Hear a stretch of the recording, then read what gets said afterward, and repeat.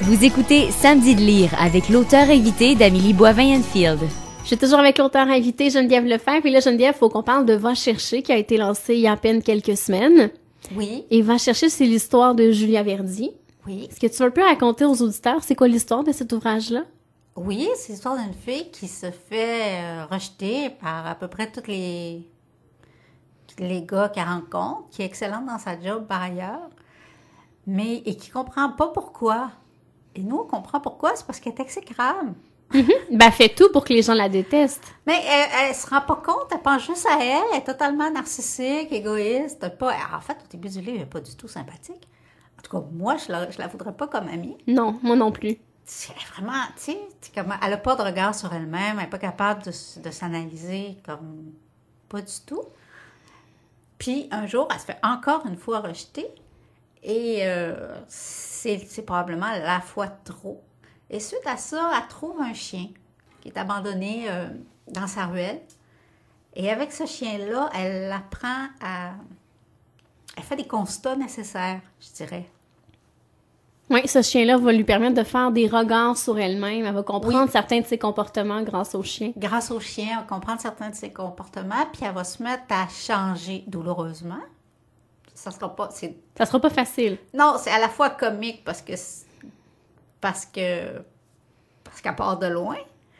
Puis en même temps, c'est difficile parce qu'elle part de loin. Mais elle va changer pour le mieux.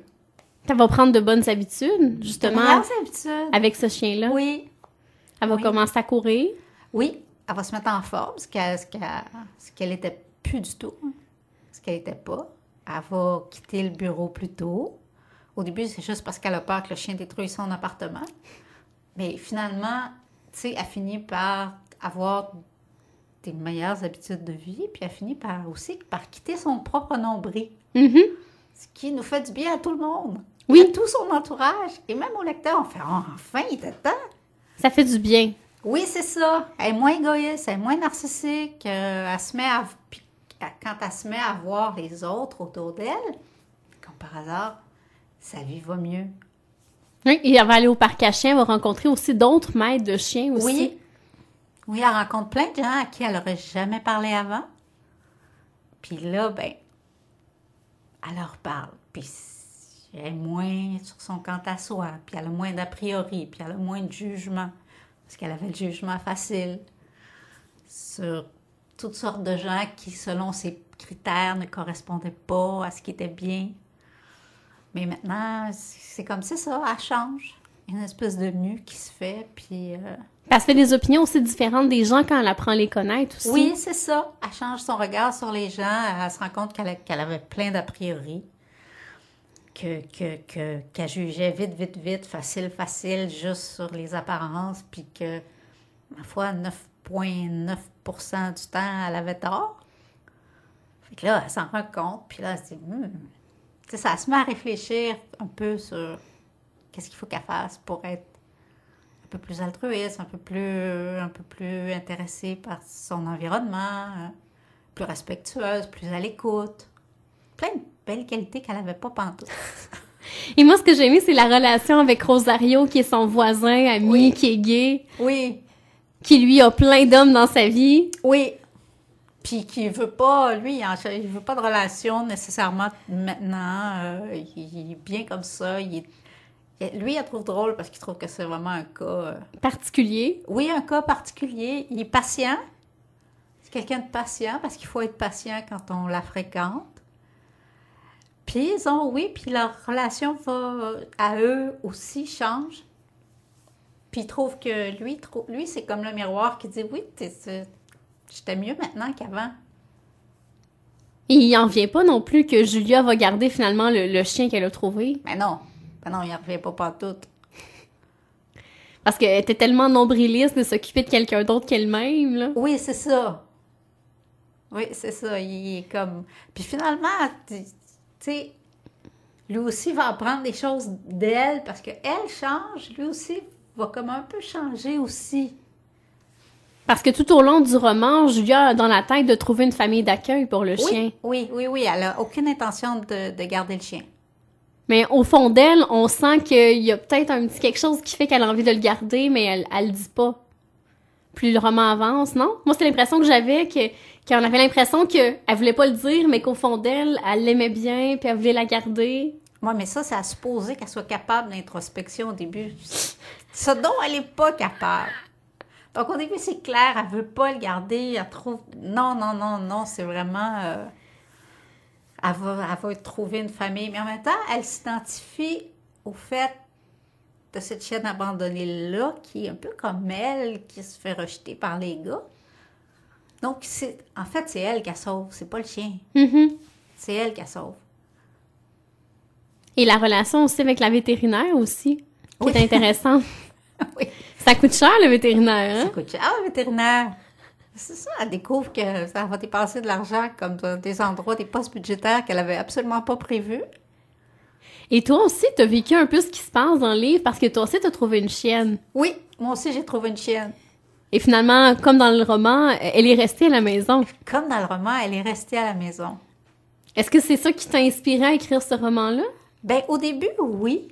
Il y a toujours eu des chiens dans ma vie, puis la chienne que j'avais avant de trouver celle-là, celle qui s'appelait Valentine, qui est morte maintenant, a vraiment décidé quel gars je garderais dans ma vie. Elle m'a choisi un chum. Ah oui? Oui. J'étais, à l'époque où j'avais Valentine, j'étais célibataire, et il y avait à l'occasion des garçons qui venaient dans ma maison. Et puis, elle était soit indifférente, soit grognonne, et même une fois carrément hostile, avec pas mal tous les gars qui venaient. Puis un jour, il y a un grand gars qui est venu, puis elle s'est installée dessus. Elle est montée sur ses genoux, puis elle s'est installée.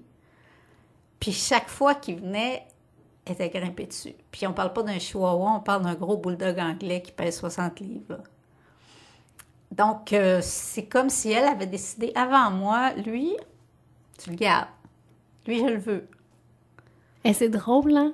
Meilleur instinct que moi pour choisir un gars, c'est clair, parce que 11 ans plus tard, on est toujours ensemble. Ce qui est mon record à vie. Wow! Ouais. Donc, c'est vraiment comme... Ma vie amoureuse a été changée par l'instinct d'un chien. Et Maggie? Et Maggie, c'est... être de bonne humeur avec tout le monde, elle aime tout le monde, elle va vers tout le monde. Les gens qui n'aiment pas les chiens disent « Ah oui, mais elle, c'est différent. Elle est pleine de vie, elle est toujours... » C'est vraiment dur de ne pas être de bonne humeur avec elle. Ça paraît... tantôt, j'étais poignée dans le trafic, puis j'étais stressée, puis elle n'était pas avec moi, puis ça paraissait... Si elle avait été là, ça aurait été plus drôle. Et est-ce que tu vas courir avec Maggie comme Julia le fait? Oui. Ah oui? Oui, on court ensemble. Parce que la course a vraiment une place très, très importante dans ta vie. Oui, c'est comme se brosser les dents ou prendre une douche ou déjeuner. Ça fait partie de ma vie. Ça fait partie de mon quotidien, en fait. Ça fait longtemps que tu cours? Ça fait 4 ans. OK.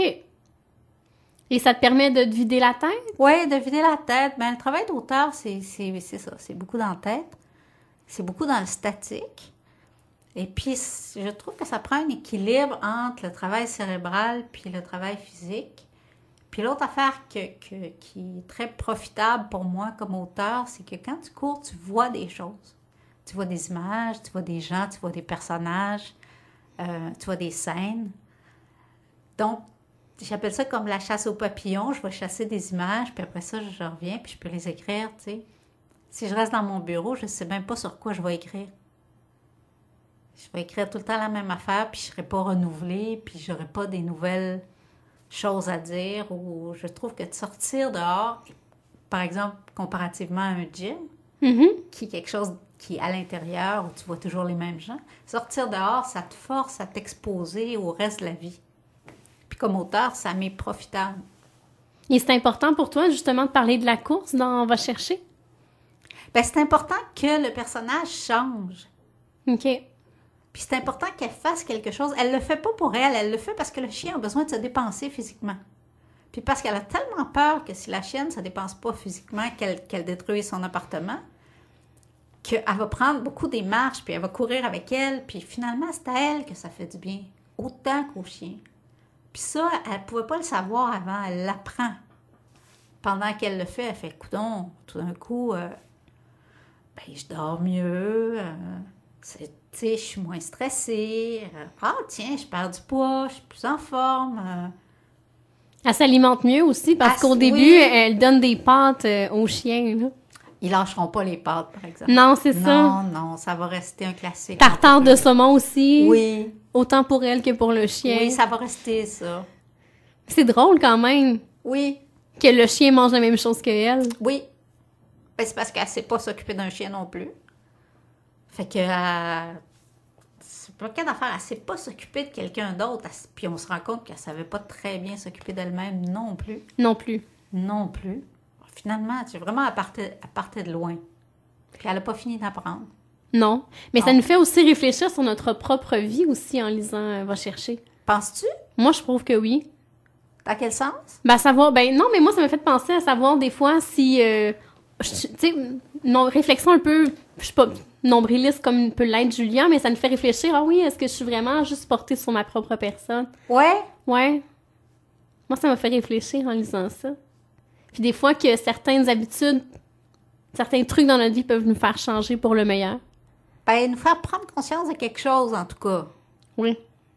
Tu sais, des fois, je me souviens de mes années de célibat, puis de toutes mes copines, les amis, tout ça. On était peut-être plus portés sur qu'est-ce que l'autre avait à nous donner.